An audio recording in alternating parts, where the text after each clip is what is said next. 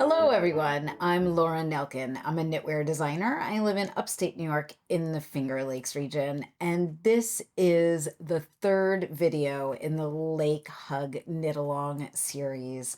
And in this video, we're going to be talking a tiny bit about the second wing.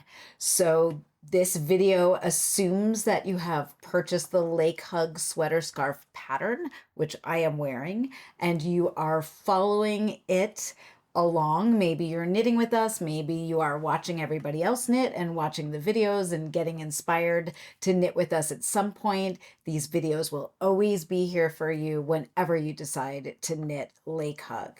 So you've already worked the center of your Lake Hug, you have already worked the first wing of your Lake Hug and sleeve, and it is time to work the second one.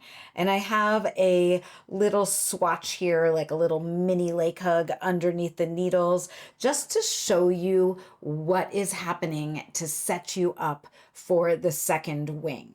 If you remember in the first video and the second video, I talked a bit about how the center is made up of 10 wedges, and you are worked across the first wedge before you went and worked the first wing on wedges 2, 3, and 4. So that is these wedges right here. Now the bottom of your Lake Hug, which you are going to start working when you go to work the second wing, is wedges 5 and 6. And then wedges 7, 8, and 9 become the second wing, worked out this way. And then wedges 10 and 1 will stay on a piece of stitch saver for the top. So the first thing that your pattern has you do is to put almost all of your stitches back onto your needle. It gives you a stitch count to slide stitches from the stitch saver, starting at that removable marker right there that you placed right at the bottom before you went to work your first wing. And you're going to slide all of your stitches up until the top stitches onto from the stitch saver onto a needle, and you're going to use the same needle that you used for working the first wing. I'm not telling you the stitch count because obviously my stitch count is small because I'm on a little mini, and depending on what size you're making, your stitch count is going to be a little bit different than mine. But the pattern tells you how many stitches to slide from the stitch saver onto your needle, and then how many stitches you will have left over on the stitch saver that become the top of the Lake Hug.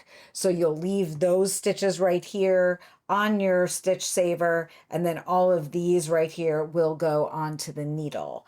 And then you'll just work across the bottom stitches as written with the right side facing. You'll slide all of those stitches on, you'll work across them, and then you'll put them back onto a second piece of stitch saver to be worked later when you go to do the attached I-cord edging.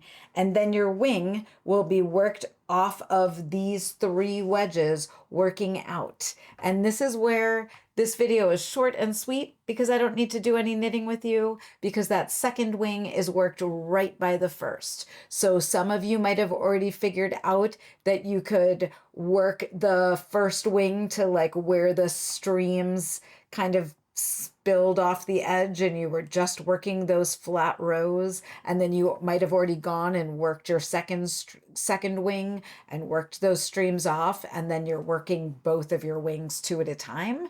That is an option. You can do that at any point. I would, when you get to the sleeves, separate and do your sleeves, maybe not 2 at a time. I mean, you can if you want, but you're gonna have a lot of fabric dangling when you go to do that.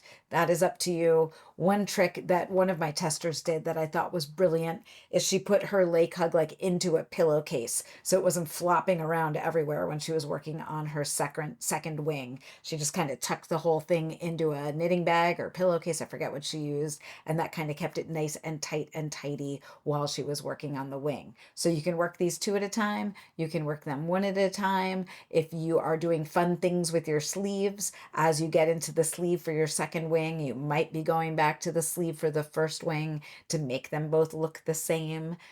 So that is kind of everything I guess you need to know for the second wing. I feel like I'm cheating on this video a little bit. It's been really fun to knit this with you. I know there's lots of good knit flixing happening. If you are somebody who likes to knit outside, Lake Hug is the perfect thing to bring with you for summer knitting while you're hanging out with friends, while you're taking a break in the evening on the deck, wherever you find yourself, bring your knitting with you. That is what summer is all about for me.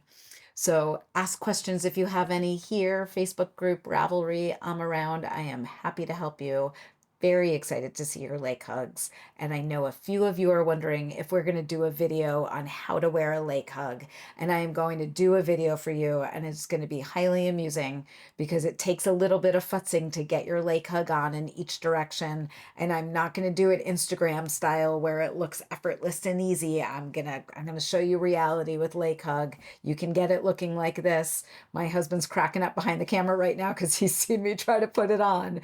Takes a little bit of work to get her on, but she's beautiful when she's on and you're wearing her. So I will be showing you how to do that. Happy knitting, everybody.